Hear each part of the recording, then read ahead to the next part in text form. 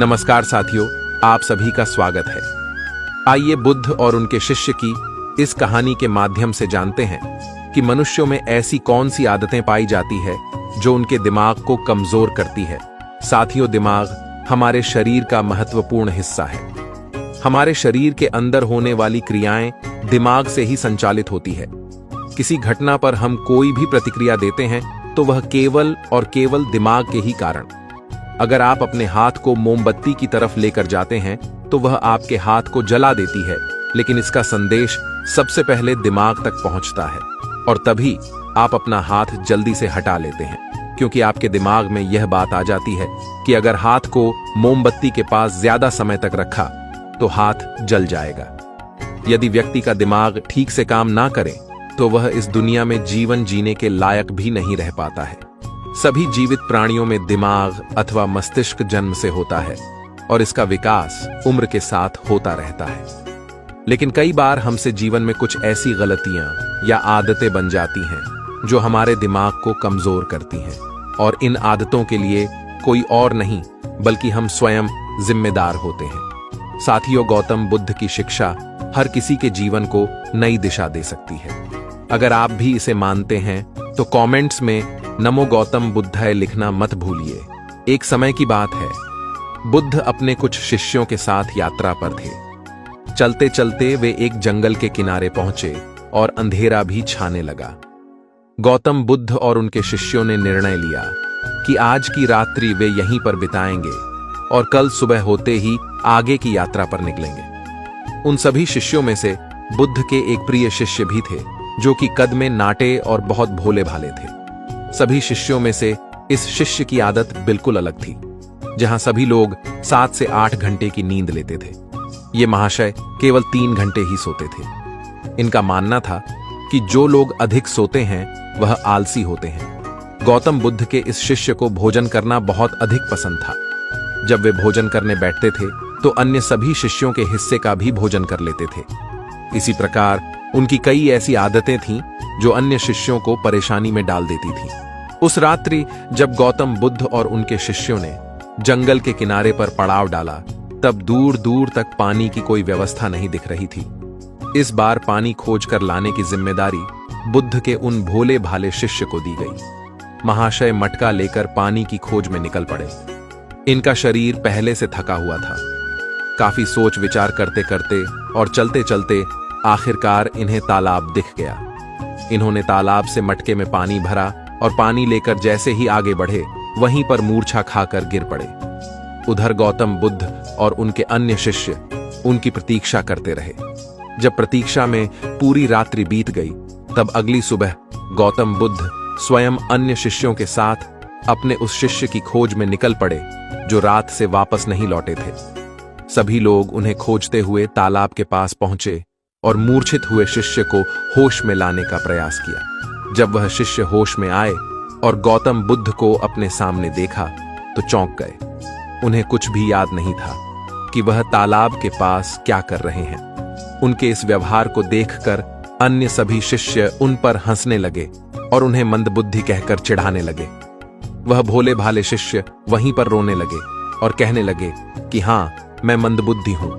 तब गौतम बुद्ध ने सभी को शांत कराया और अपने शिष्य को समझाते हुए बोले, हम सभी ने देखा है तुम्हारी आदतें अन्य मनुष्यों से बिल्कुल अलग है। तुम बहुत कम सोते हो और बहुत अधिक खाते हो। मैंने तुम्हारे अंदर एक नकारात्मक जीव को महसूस किया है जो तुम्हारे दिमाग को दिन रात कमजोर कर रही है। तब वह शिष्य और अधिक तेज से रोने लगे और कहने लगे कि गुरुदेव, अब आप भी मुझे मंदबुद्धि कह रहे हैं। तब गौतम बुद्ध ने कहा कि नहीं, ऐसा नहीं है। तुम एक होशियार और बुद्धिमान मनुष्य हो, किंतु तुमने कुछ ऐसी आदतों को पाल रखा है जिसके कारण तुम्हारा दिमाग कमजोर हो रहा है। तब शिष्य ने कहा कि हे गुरुदेव, ऐसी कौन सी आदतें हैं जिनसे मनुष्य का दिमाग कमजोर होता है। तब गौतम बुद्ध ने कहा कि आज मैं तुम्हें बताता हूं कि ऐसी कौन सी आदत है जो मनुष्य के दिमाग को कमजोर करती है। मेरी बात को सभी लोग ध्यान से सुनना। गौतम बुद्ध ने बताना प्रारंभ किया। पहली आदत नींद के महत्व को समझने में भूल करना। कई ऐसे व्यक्ति होते हैं जो नींद को गंभीरता से नहीं लेते हैं। उनका ये मानना होता है कि ज्यादा सोना समय की बर्बादी होती है। यदि वे कम सोएंगे तो अधिक कार्य कर पाएंगे और अधिक सक्रिय रहेंगे, जबकि ये सोचना बिल्कुल गलत है। नींद हमारे शरीर की एक मुख्य आवश्यकता है। दिन भर काम करने के बाद जब शरीर थक जाता है तो उसे कम से कम 7 से 8 घंटे की नींद की आवश्यकता पड़ती है। तभी जाकर वह अगले दिन के लिए सक्रियता से तैयार हो पाता है। कम सोने वाले व्यक्तियों की मानसिक क्षमता भी कमजोर मानी जाती है, इसलिए दिमाग को तरोताजा और तेज रखना है तो रोज 7 से 8 घंटे जरूर सोए। दूसरी आदत, आवश्यकता से अधिक भोजन करना। कई व्यक्ति ऐसा सोचते हैं कि एक ही जीवन मिला है, इसे खाने पीने और मौज करने में बिताना चाहिए, और इसी सोच के कारण वह आवश्यकता से अधिक खाना खाने लगते हैं। ना तो उनके खाने में किसी प्रकार की कोई गुणवत्ता होती है और ना ही वह कभी खाने की मात्रा पर ध्यान देते हैं। कई लोगों को लगता है कि अधिक खाने से शरीर को अधिक ताकत मिलती है, जबकि ऐसा कुछ नहीं है। अधिक खाने से शरीर में केवल बीमारियां ही लगती हैं, कभी पाचन संबंधी बीमारी तो कभी शरीर का मोटापा। ये सब कुछ खाने की गलत मात्रा और उसकी गुणवत्ता के कारण ही होता है। जब व्यक्ति का शरीर बीमार रहेगा तो इसका असर दिमाग पर भी होगा। इसलिए अपने दिमाग को तेज रखने के लिए सही मात्रा में और सही गुणवत्ता वाला भोजन करना चाहिए। तीसरी और खास आदत, खुद को कार्य करने की मशीन समझना। इस संसार में कई ऐसे व्यक्ति हैं जो दिन रात काम के पीछे भागते रहते हैं और इस बीच ना तो वे अपने शरीर को आराम देते हैं और ना ही कभी अपने परिवार को समय देते हैं। ऐसी आदतों से उनके जीवन में तनाव बढ़ जाता है और एक दिन ऐसी थकान हो जाती है कि फिर वह पहले के जितना सक्रिय नहीं हो पाते हैं। इसलिए अगर आप भी खुद को कार्य करने की मशीन समझ रहे हैं तो आप अपने शरीर को खराब करने के साथ साथ अपने दिमाग को भी खराब कर रहे हैं। इस आदत को आज ही खत्म करें और एक सामान्य जीवन जिए। जितनी आवश्यकता है उतना ही कार्य करें। चौथी आदत, बुरी आदतों की भरमार रखना। कई व्यक्तियों में आलस्य इतना अधिक होता है कि वह किसी भी काम को ठीक से नहीं कर पाते हैं। उनके शारीरिक और मानसिक शक्तियां में अक्सर कमजोरी पाई जाती है और इस कमजोरी का मुख्य कारण होती है उनकी गलत आदतें। काम को टालना, आवश्यकता से अधिक सोचना, बेकार की बातों पर चिंता करना, ये सभी दिमाग को कमजोर कर देने वाले लक्षण होते हैं। इसलिए यदि सही जीवन जीना है और दिमाग को तेज रखना है तो सबसे पहले अपनी बुरी आदतों को खत्म करें। पांचवी आदत, खुद की बुराई और कमजोरी देखना। कई बार व्यक्ति के सामने ऐसी परिस्थितियां आ जाती हैं जिनमें वह खुद को असहाय और कमजोर अवस्था में पाते हैं, लेकिन इस अवस्था से निकलने के स्थान पर वह स्वयं को ही कमजोर मानने लग जाते हैं। खुद की बुराई करना और खुद को कमजोर देखना इंसान की सबसे बड़ी गलती होती है। यह कार्य जीवन में कभी नहीं करना चाहिए, क्योंकि यह आपके जीवन की प्रगति में बाधा बनती है। इससे आपके मानसिक स्वास्थ्य को हानि पहुंचती है, आत्मविश्वास में कमी आती है। अपने दिमाग को तेज बनाए रखने के लिए खुद की बुराई कभी दूसरों के सामने नहीं करनी चाहिए, या स्वयं ही स्वयं की बुराई कभी नहीं करनी चाहिए। स्वयं को सकारात्मक बातें बोलनी चाहिए ताकि दिमाग सही दिशा में कार्य कर सके। छठी आदत, दिमाग में अतीत की नकारात्मक बातों को इकट्ठा रखना। कई बार व्यक्ति के जीवन में कुछ ऐसी अप्रिय घटनाएं हो जाती हैं जिन्हें वह चाहकर भी नहीं भुला पाते हैं, लेकिन एक सत्य यह भी है कि आप पीछे के समय में जाकर उस घटना को नहीं बदल सकते हैं। वह समय तो बीत चुका है और उसका जो भी प्रभाव आपके जीवन पर पड़ने वाला था वह पड़ चुका है। तो फिर दिमाग में अतीत की यादों को रखना कूड़ा इकट्ठा करने के समान ही होता है। जब अधिक कूड़ा इकट्ठा हो जाता है तो उसमें से बदबू आने लगती है और वह सड़ने लगते हैं। दिमाग के साथ भी कुछ ऐसा ही है। आप जितना अधिक पुरानी बातों को और नकारात्मक बातों को इकट्ठा रखेंगे वह आपको उतना ही अधिक परेशान करेगी। इसलिए जीवन में हमेशा आगे की ओर देखना चाहिए और पुरानी बातों से जितना जल्दी हो सके पीछा छुड़ाना चाहिए। सातवीं आदत, दूसरों से अधिक उम्मीदें रखना। संसार में एक से एक दयालु और सच्चे व्यक्ति हैं जिन्होंने सभी की सहायता की है, किंतु कई बार हम अपने आचरण के कारण दूसरों से भी आशाएं लगा लेते हैं कि वह भी हमारी सहायता करेंगे और जब वह हमारी सहायता नहीं करते हैं तो हमें कष्ट पहुंचता है।